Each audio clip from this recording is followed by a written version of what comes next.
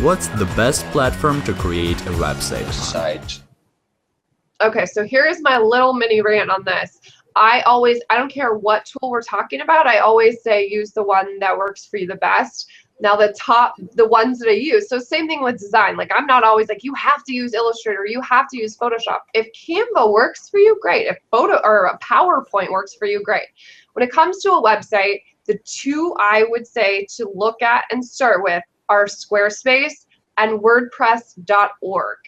Here's the thing with WordPress.com is the one that you don't have to pay anything. You create the website on their dashboard, on their platform.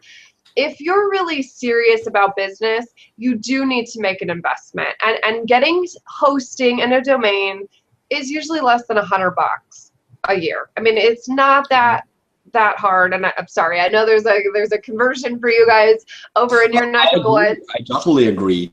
But yeah, but if you want to do SSL, you need more than $100. Yeah, that's an investment. That's exactly. Not for everyone, right? Yeah, I agree. You have to be willing to make a slight investment. You know, Squarespace it is so great. I know a lot of beginners that are overwhelmed by WordPress, and Squarespace just works for them. It hits it, and they have they're growing leaps and bounds. They have tons of plugins that make things easy, like opt-ins and shopping carts and delivering, freebies and that kind of stuff. Those are the two I would start with, but I would always say you need to get a real website. If you want a real business, we had this huge movement the last 10 years of this whole hobby blogger movement, and so it's people blogging about their family or their wedding and that sort of stuff.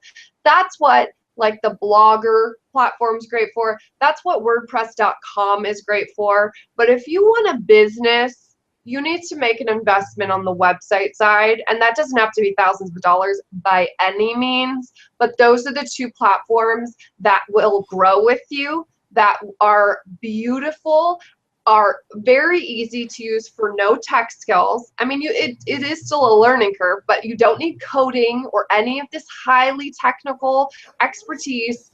And there's so much support on both of them. So as soon as you're stuck, there's a million forums.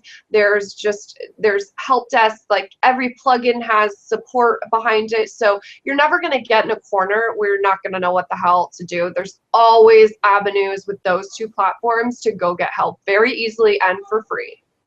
Yeah. So the last part of your question is that I'm on WordPress.